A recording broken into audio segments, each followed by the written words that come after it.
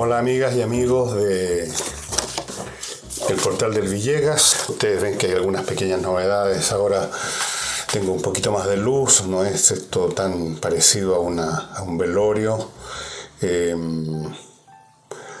Quizás demasiada luz, ¿no? Y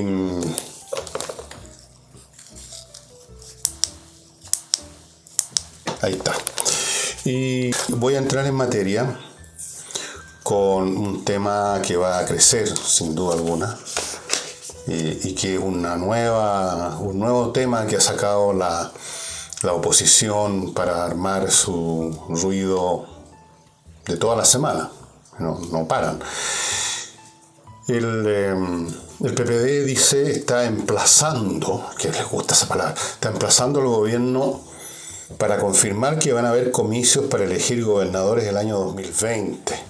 Pero ellos tienen la sensación que habría una conspiración más o menos manejada por los poderes siniestros de la derecha, desde el Chile Vamos, quizás hasta del gobierno mismo, y el gobierno no estaría aclarando esto. Y por supuesto ellos se suben, aquí la oposición, al carro demagógico de la soberanía popular, de las regiones, la regionalización, temas que en Chile se han estado hablando desde tiempos inmemoriales y no se ha avanzado mucho en eso. Es un tema complejo, no es una cuestión política propiamente tal, esto está más allá, está muy por encima de la cabeza de los señores políticos. ¿Qué quieren que les diga? Pero ellos lo quieren usar como usan cualquier cosa. Y en primer lugar habría que preguntarse si efectivamente hay una conspiración maligna de Chile Vamos para postergar esos comicios. A lo mejor alguien lo comentó, pero de ahí a que haya una conspiración masiva no sé. Porque resulta que al mismo tiempo en la UDI se van a reunir en un consejo ampliado para discutir precisamente de qué modo van a enfrentar las elecciones municipales y de gobernadores. No están hablando aquí de postergar nada, están hablando de cómo vamos a ir a esa elección. Así que, en fin, el tema de que hay o habrían fuerzas del mal tratando de postergar esto, me parece a mí un cuento de hadas. Pero en fin, eso no es lo importante. Lo importante es las cosas que suelen decir esta gente. Uno de los que habló en la reunión eran 4 personajes más o menos poco conocidos del PPD, ¿no? Unas personas más o menos oscuras, diría yo, en todos los sentidos. Y entonces dijeron que había que otorgarle mayor soberanía a las regiones, que es lo que el pueblo está clamando. Yo no tengo ninguna duda de que en muchas oportunidades la gente de provincia, yo lo escuchaba de niño en Valparaíso, están reclamando el centralismo santiaguino y la idea de la regionalización, de que haya más cosas que se decidan en la región y no esperar una decisión desde Santiago. Por supuesto les parece lógica y a mí hasta cierto punto me parece lógica también.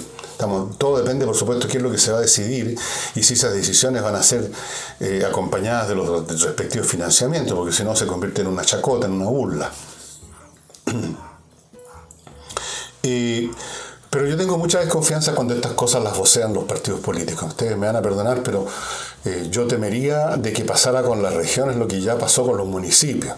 Es decir, que no aumentó la democracia, no perfeccionó, como dijeron, la democracia, no hizo crecer los ámbitos de soberanía popular, sino que hizo crecer el territorio de los partidos, el botín de los partidos, la repartija de pega, de pituto, los contactos a veces irregulares con los poderes fácticos locales para hacer negocio. Yo me temo eso, porque al final de cuentas, estimado amigo, no existe ningún sistema institucional respecto al gobierno de la nación como en su conjunto, o al gobierno de una ciudad, o al gobierno de una región, que sea en sí mismo suficiente garantía de que las cosas se van a hacer bien. Como dijéramos, la calidad de la institucionalidad tiene una capacidad causal hasta cierto grado nada más. La otra parte la pone la calidad de la gente que va a estar ocupando los cargos en esa institucionalidad, pues. Es decir, para poner las cosas en extremo, usted puede tener el mejor avión o el mejor buque del mundo, pero si pone a tripularlos a una manga de, digamos, sacada del manicomio o gente común y corriente que no tiene idea de navegación, va a quedar la crema. Y yo tengo una confianza absoluta y total en el personal de los partidos políticos de Chile. Punto. Lo estamos viendo, incluso en aquel ámbito donde se supone que llega la mejor gente de los partidos, que es el Congreso, estamos viendo la clase de gente que hay en muchos casos, semianalfabetos en ocasiones, tonis, coristas, gente que uno dice, pero ¿de dónde salió esta persona si no sabe ni hablar? Entonces yo temo, yo no estoy oponiéndome a la regionalización, simplemente estoy diciendo que hay que tener mucho cuidado que esto no se convierta en otro territorio o en otro coto de caza de los partidos políticos que les encanta hablar de la soberanía popular y de perfeccionar la democracia, y lo único que perfeccionan es el pitutismo, el amiguismo, los negocios, forrarse los bolsillos y repartir más y más cuotas de poder. Por eso hicieron crecer el Congreso, por eso se habló de que las municipalidades tenían que perfeccionar la democracia, ahora son las regiones, el día de mañana van a pedir que se elija también por voto popular, o sea, más territorio para los partidos, cualquier cosa. El personal de la Contraloría, el director de la biblioteca, de los museos, cualquier cosa. Para perfeccionar la democracia, pues, para que el pueblo tenga más espacios de soberanía. Yo no les creo ni una palabra. Como clase, yo no estoy diciendo que todos los miembros de esta gente son todos unos bandidos, etcétera, son todos tontos, ignorantes. No, pero hay harto. Y no solo hay harto, sino que creo que dan la tónica. Cuestión de escucharlo, es cuestión de... Si usted ve televisión y ve las noticias, tiene la santa paciencia o el masoquismo de verlo, porque aparecen a cada momento a hablar, y las cosas que dicen, ahí está, pues. Entonces, la regionalización en el papel, permitiendo el que se desaten las fuerzas locales, todo esto suena súper bien, que los talentos locales, que las iniciativas locales encuentren un espacio para crecer. Todo eso suena muy bien. Y es muy bueno en un papel, en teoría, pero hay que ver quién va a manejar eso. Odiaría ver a las regiones convertidas en lugares, no donde gobernadores con aptitudes intelectuales suficientes, con conocimiento de administración, de ecología, de economía, se hagan cargo de su región para dinamizarla, y en vez de eso se ocupen unos pobres fulanos sin otra gracia que el carnet del partido y haber chupado calcetines a las personas correctas durante el tiempo suficiente, de forma de que algún día están en la lista de candidatos. Si se hiciera una prueba de aptitud académica a la gente de los partidos que ocupa cargo en el Congreso, en la administración pública, en todas partes, los resultados serían, pero para llorar a grito. Para llorar a grito, créanmelo. Si es cuestión de escucharlo. Si usted estará de acuerdo conmigo que basta a veces escuchar 2-3 minutos a una persona y ver cómo articula su idea, qué cosas dice, qué palabras repite, para más o menos tener una idea aproximada de su nivel de inteligencia, de capacidad intelectual. Y todos hemos hecho ese ejercicio de escuchar lo que dicen, etcétera, esta gente, largo rato ya, pues. Entonces ya sabemos lo que valen. Ya sabemos lo que valen. Bueno, pero en fin, las cosas siempre se envuelven en esta cataplasma, en este emplasto de palabrería cantinflera, que la democracia, que el perfeccionamiento, que la soberanía popular. Yo voy a preguntar lo mismo que preguntaba Wells sobre la dictadura del proletariado. ¿Dónde se supone que dicta el proletariado alguna cosa en Rusia? Aquí podríamos preguntar ¿en qué es soberano? ¿Y dónde se manifiesta esa soberanía popular? Salvo cada 4, 5, sea lo que sea, años para ir a depositar un voto por alguien que ha sido elegido por quién, por el partido. Que la gente no elige a quiénes va a elegir. Son los partidos los que le ofrecen su pobre, lastimoso y anémico menú. Hace rato que no les mostraba y se los voy a mostrar ahora esto. Eso sí, ahora lo voy a poner sobre la mesa. No veo para qué hacer esfuerzos más allá de los absolutamente necesarios, ¿verdad? Este tanque está lleno con 10 litros de un detergente desarrollado en Chile por químicos nuestros, por ingenieros nuestros, de excelente calidad, es lo que estamos usando en mi casa, y con esta virtud derivada de que venga en este contenedor. En vez de estar usted una vez a la semana por lo menos echándole una mirada al envase de su detergente común y corriente a ver si le queda suficiente para el próximo lavado y a ver si se acuerda de ponerlo en la lista de compra. Y luego ayudando al medio ambiente a acumular más plástico del que ya se acumula, comprando uno y después otro y otro. Usted tiene este envase que le dura no sé cuántos lavados, usted va sacando, bueno, de aquí mismo pues. Aquí hay una llavecita, pone esta cosita, toca este botón y va vertiendo en la lavadora la cantidad necesaria. Esto le dura una eternidad. Y cuando se le está terminando, usted llama al Lavo Club, y le vienen a su casa a llenarle el tanque nuevamente. Por lo tanto, usted no tiene que comprar nuevos envases de plástico. No tiene que estarse preocupando de si me alcanzará el detergente o no. Por todos lados, win-win, como dicen ahora. Win-win-win-win-win. Buen lavado, le ahorra plástico al medio ambiente, mucho más comodidad, siempre va a tener disponible detergente. Por todos lados, pura ganancia, mucho más práctico. Lavo Club, amigos, pónganse en contacto con ellos, hagan su primer pedido. Solamente la primera vez van a tener que comprar todo esto junto, o sea, el detergente con el envase. Y después nunca más, solamente el relleno. Así que también esto genera una economía en el tiempo que se aprecia rápidamente en el curso de los meses. Y les cuento que si usted es una de estas personas que maneja una empresa o tiene una empresa, ya sabrá usted dónde está la piedra del tope normalmente, en el sector contabilidad. La parte de servicio, la parte de producción, son cosas que ya funcionan dentro de una rutina técnica. Pero contabilidad, el pago de impuestos, que las cotizaciones, todo ese movimiento administrativo puede ser y normalmente es mal manejado, manejado a media, manejado a la rastra, manejado con deficiencia, con problemas que aparecen todos los años. Si no es el que se equivocaron en pagar tal cosa, fue que se le olvidaron de pagar tal otra, o se perdió un papel, o las cotizaciones y tienen problemas con instituciones públicas. Un lío. Deshágase de eso una vez por todas, no sé qué es lo que está esperando. No seamos tan remolones, cuando tenemos un problema resolvámoslo al tiro, no empecemos con esto del, sí, el techo tiene un hoyo y capaz cuando llueve nos vamos a mojar completo dentro de la casa.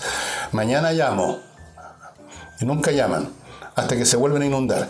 No haga lo mismo, no inunde problemas su empresa, póngase en manos de Controller S.p.A. Controller S.p.A. es una empresa que se dedica precisamente a resolver estos temas.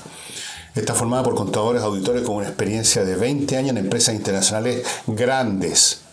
Hacen uso del software más avanzado que hay en el planeta para temas contables y adaptado a la legislación chilena, obviamente.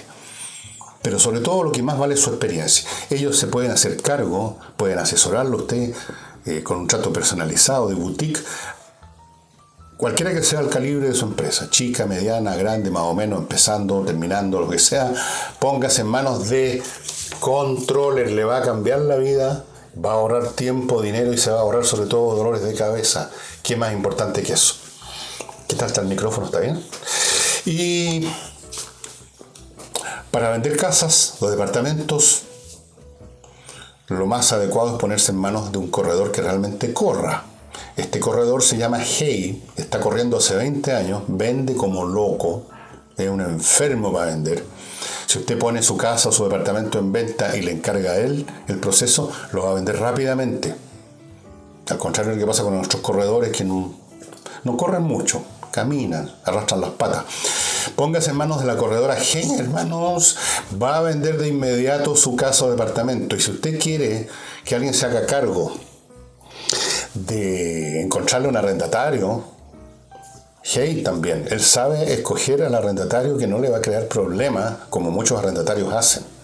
Y si usted quiere administrar, porque ya se cabrió de hacerlo personalmente, muchos arriendos que tiene, usted es un rentista, póngase en manos de Hey, él sabe administrar muy bien, usted va a recibir su plata tranquilo en su casa sin preocuparse de nada. Hey, hermanos en Cristo, Hey.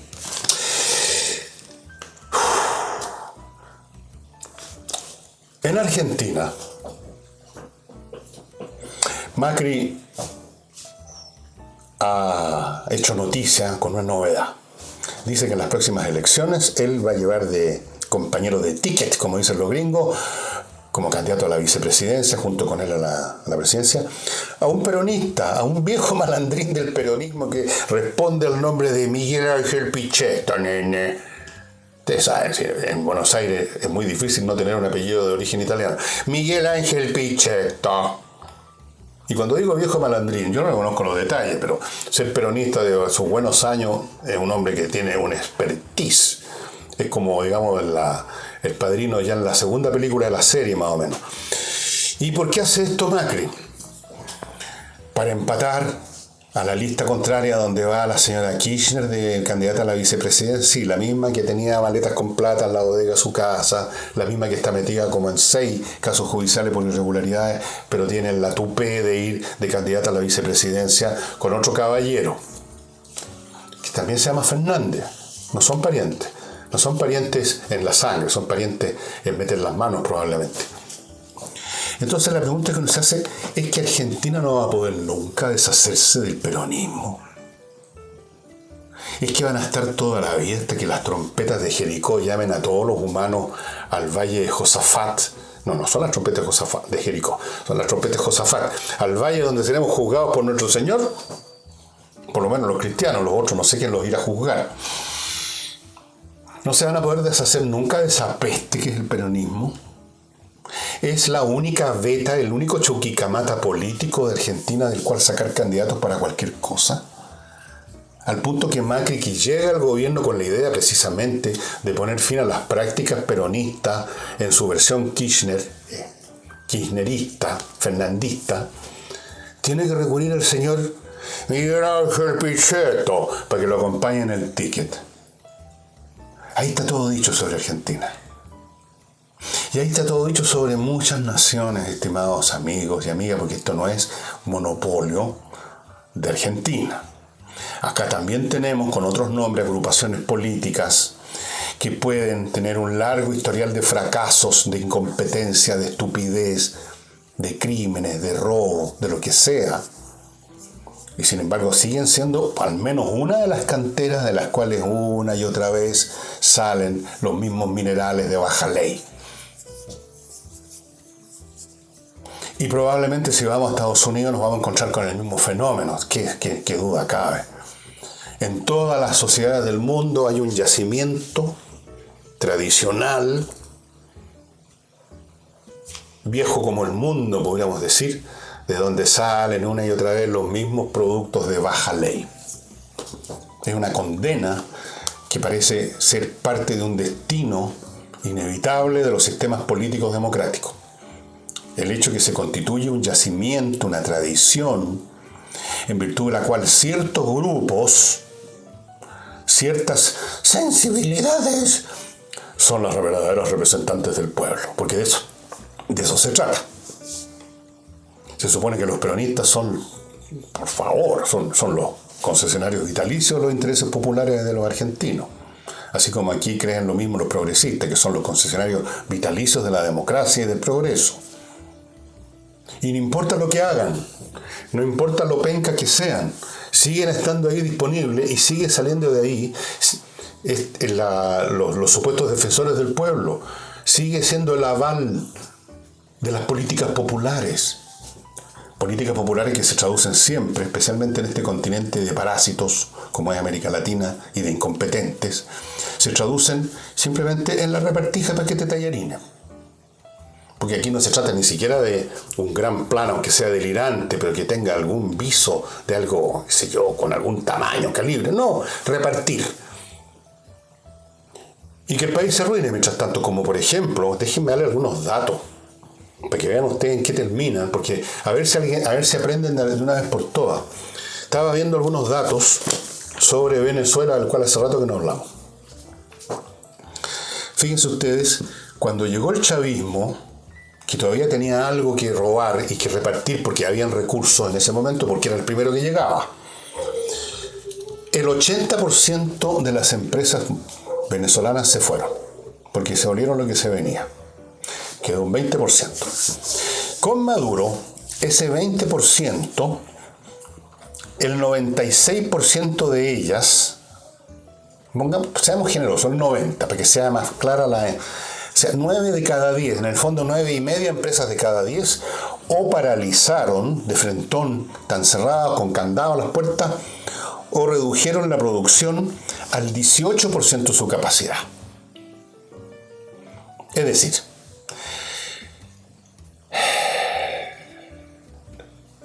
en Venezuela ya no se produce, pues.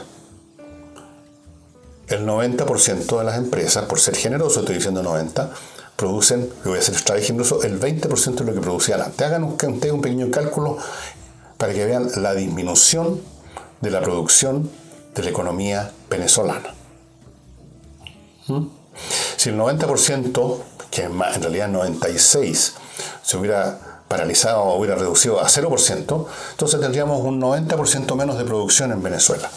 Pero no, producen todavía, pongamos un 20%, así que 4/5 de ese 90%, calculen ustedes, 4/5 es el 80%, el 90%, son 72%.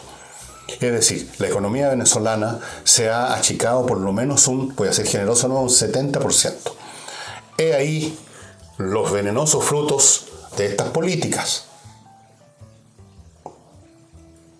Claro, por supuesto el pueblo venezolano a estas alturas ya no le cree mucho al socialismo bolivariano del señor Maduro.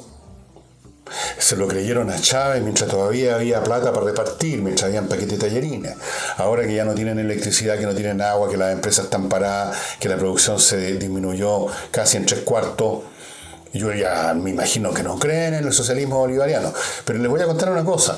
Si mañana llegara a Venezuela otro gobierno, pongamos el de Guaidó o de los marcianos, e instalan una cosa que funciona, pero que obliga, por supuesto, para restaurar la economía a hacer algunas cosas dolorosas, subir un precio por aquí, a despedir a algunos funcionarios públicos por allá.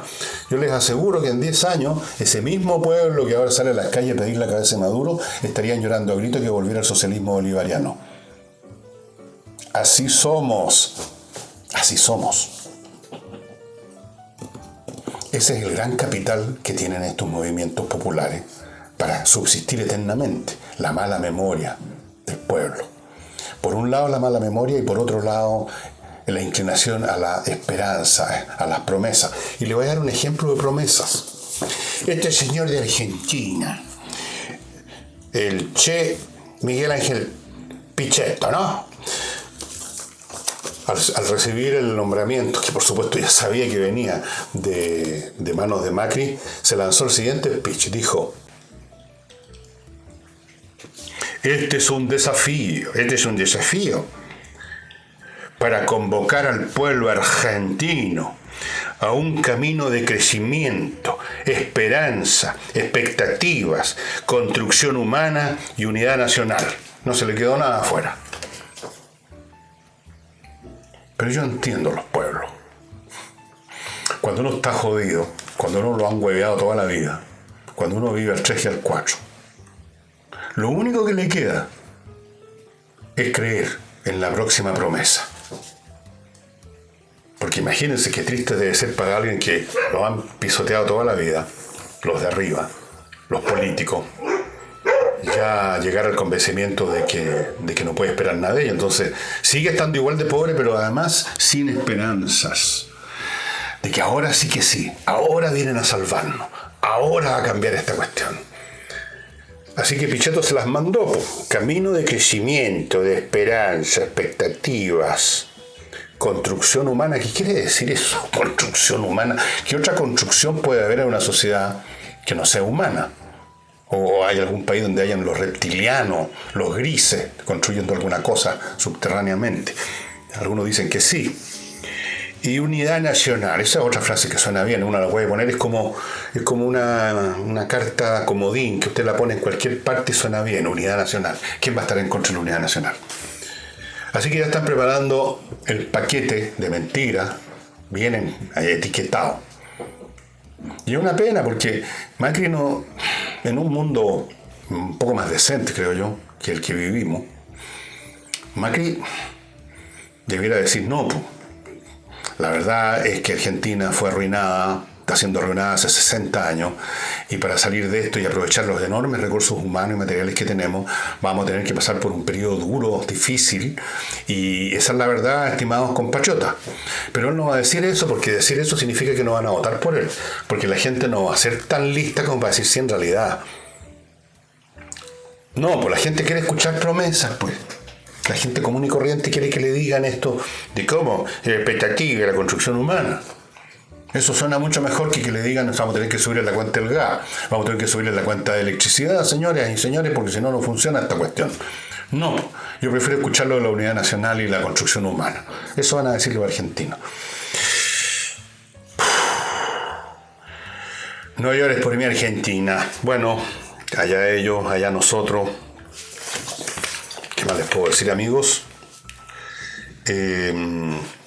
Los directores de los colegios llamados colegios emblemáticos, que yo no sé de qué son emblema ahora, se reunieron para hacer una postura común y decir que están a favor del mérito en la admisión de los colegios, que están a favor de que los chicos con mejores antecedentes académicos, con ganas de estudiar, etcétera, tengan las mejores opciones para entrar a los colegios que sus padres y los cabros eligen. Al contrario de lo que se pretende imponer de esta elección por tómbola, por azar. Y lo dijeron así. Porque esto de elegir, de seleccionar a los alumnos que se presentan, por ejemplo, para ser alumnos del Instituto Nacional, con una tómbola, con un sorteo, no sé si es del 100%, pero de un porcentaje muy superior a la mitad, digamos. Por lo menos creo que el 80%, 90% iban a ser elegidos de esa forma. Con el pretexto que eso evita las distorsiones, eso escuché yo decir, esto lo hace más democrático. Efectivamente es más democrático en el sentido rasqui penca, de que una cosa hecha al azar es democrática porque le puede tocar a cualquiera la mala o la buena suerte, por supuesto. En ese sentido no hay nada más democrático que el azar. A cualquiera le toca, al que le toca, le toca. Pero la educación no consiste en eso, creo yo, ¿o no? ¿O estoy muy equivocado? No tiene que ver con esfuerzo, con mérito, con inteligencia, con diligencia. La educación no se trata de eso. Algunos argumentaron en su momento también, si no me equivoco, que esto permitiría que en un curso que en vez de haber solamente chicos de excepción, como ocurría en el Instituto Nacional en los buenos tiempos, hayan un montón de otros que no son de excepción, sino que son ahí del montón. Incluso no solo del montón, sino que enfrentó malos alumnos. Incluso no solo malos alumnos, sino que violentos. Entonces la idea era de que estos jóvenes que no eran tan listos, tan brillantes y tan diligentes iban a encontrar un modelo que se iban a contagiar con el estudio. Esa es una de las cosas más imbéciles que he escuchado en mi vida, porque hasta la persona más ignorante sabe que es mucho más fácil el camino que conduce a la perdición, el camino empedrado que lleva al infierno. Esto está hasta en la Biblia, es muy viejo. Eso es mucho más fácil porque no requiere esfuerzo. Ser flojo no requiere esfuerzo, al contrario, equivale a no hacer esfuerzos. Mientras que el otro camino, el de sacarse la cresta estudiando, ese es el difícil, pues. Es mucho más difícil de seguir, es mucho menos tentador. Entonces, ¿qué es lo que es más probable? Díganme ustedes, que los alumnos chantas se pongan estudiosos mirando al cabro inteligente del curso, o que los cabros que eran inteligentes y buenos empiecen a seguir el camino de los pencas. ¿Cuál de los dos caminos es más posible? Díganme ustedes.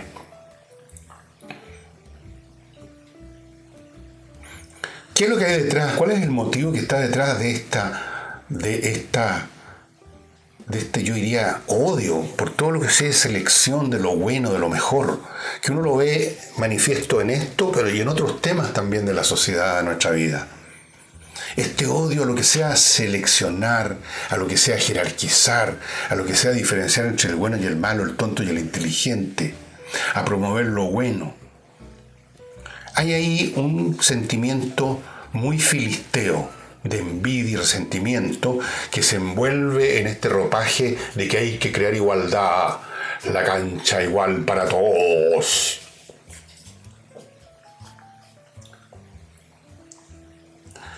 Bueno, ya sabemos lo que pasa en el Instituto Nacional, pues era un colegio emblemático, efectivamente, produjo generaciones de gente muy buena, y ahora los papás no dicen, hijito, mijito, levántese para ir al colegio, sino que mijito, levántese para ir a la toma.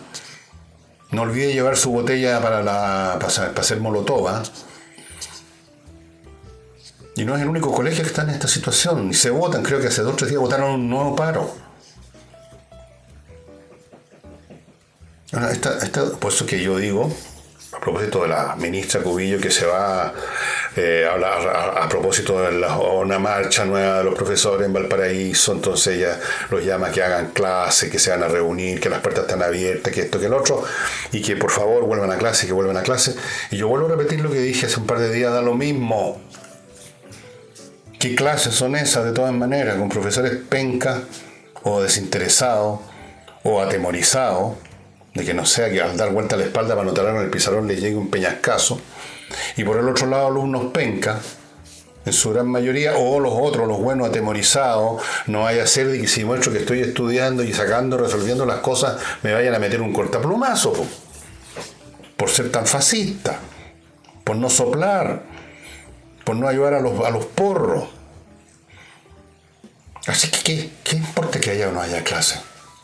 Pregúntenle, si ustedes, estimados amigos, yo sé que algunos de ustedes son profesores porque me han mandado mail y me cuentan estas historias y yo no estoy inventando nada. Pero si usted no es de esos profesores, usted es simplemente un padre y apoderado, trate de ubicar a un profesor, trate de hablar así en un cafecito, en un lugar más o menos privado, con un profesor del colegio donde está su hijo y que le cuenten cuál es la atmósfera que se vive. Entonces, al final de cuentas, que haya o no haya clase a esta altura, ya la clase perdió su razón de ser. El ejercicio académico llamado clase ya no existe en nuestro país, salvo en colegios privados, claro. Pero en la educación pública no existe el proceso en virtud del cual llegan unos estudiantes, se sientan y atienden la clase. Eso se acabó hace rato, hace mucho rato. Los llamados millennials, como los llaman, yo no sé, que se dan un poco incluso de aire, somos los millennials, como quien dice, somos los salvadores. Bueno, vamos a ver qué nombre les ponen a esta generación de los millennials cuando ya no sean niñitos, sino que sean viejones de 30, 40 años y estén pateando piedra por las calles. ¿Qué nombre van a recibir? Porque los irán a bautizar de otra manera, supongo. La generación de los pencas, la generación de los fracasados, la generación de los ¿qué? ¿Cómo se va a llamar esta generación? Cuando ya no sean los nenes, que aunque estén, digamos, haciendo la cimarra, por su sola calidad de nene y tener muchos años por delante, siempre dan un fundamento, una esperanza. Bueno, dice la gente, son cosas de cabro, ya cambiará. Siempre, y puede ocurrir, claro, porque hay tiempo por delante. Pero ¿qué va a pasar cuando ya sean adultos? Con los millennials. De hecho, ¿qué pasó con la generación anterior a los millennials? Si no son mucho mejores. ¿Qué pasó con los profesores de los años 80, 90, con los alumnos de esos años? Muchos de los cuales son ahora los papás de los alumnos de estos años. Papás que, por supuesto, como fueron educados, no educan a sus hijos tampoco. Entonces, como decía este poeta griego de la antigüedad del siglo VII a.C., Hesíodo, la generación de oro se convierte en la generación de plata, que se convierte en la generación de bronce, que se convierte en la generación de hierro, es decir, va degradando la calidad del metal. Una generación mala produce hijos peores, que producen hijos aún peores, y así sucesivamente, por una razón obvia y natural. Y qué fácil es caer en cascada.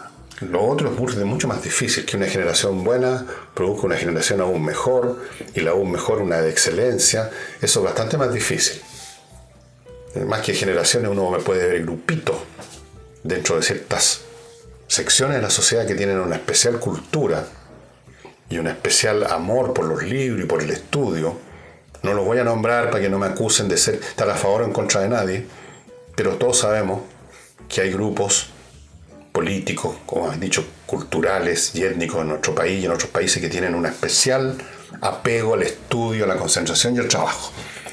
Eso sí, uno observa con mayor probabilidad, porque tampoco hay ninguna certidumbre, este proceso de escalamiento hacia la excelencia. Pero lo normal es lo contrario, el despeñadero, la cascada, el derrumbe, la caída, la acción de la fuerza de gravedad, la acción de la entropía. Y eso, estimados amigos, sería todo. Espero que el sonido haya salido mejor que el que me salía con esta cosa que de repente la tiraba al suelo. Espero que la luz, que me tiene medio ciego, ya no parezca un tipo escondido en las tinieblas, etcétera. Y no sé si alcanza a leer. Hace varios días que se me había estado quedando este libro, se llama El whisky de los poetas, que me lo regaló su autor Jorge Edwards hace varios años. Es una recopilación de crónicas de él muy entretenida.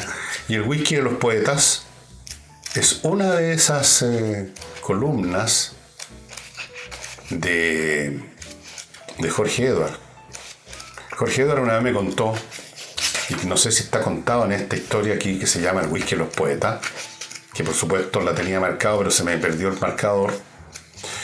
Me contó una vez que cuando él era agregado cultural en la Embajada de París y el embajador era Pablo Neruda, estamos hablando entonces del año 70, 71, me imagino, dado que los dos eran, bueno, uno era y el otro sigue siendo muy aficionado al whisky, un día Jorge Edwards le vino como una sensación de culpabilidad, no sé, y le dijo, Pablo, le dijo, después que digan en la no sé cuánta ronda de whisky, no seremos alcohólicos. Y entonces Pablo le contestó con su estilo, le dijo, Jorge, nosotros no somos alcohólicos, nosotros somos bebedores fuertes. Yo me digo lo mismo de vez en cuando me bajan las mismas inquietudes, pero cada vez menos. Bueno, y eso sería todo, estimados amigos. Muchas gracias. Nos vemos mañana.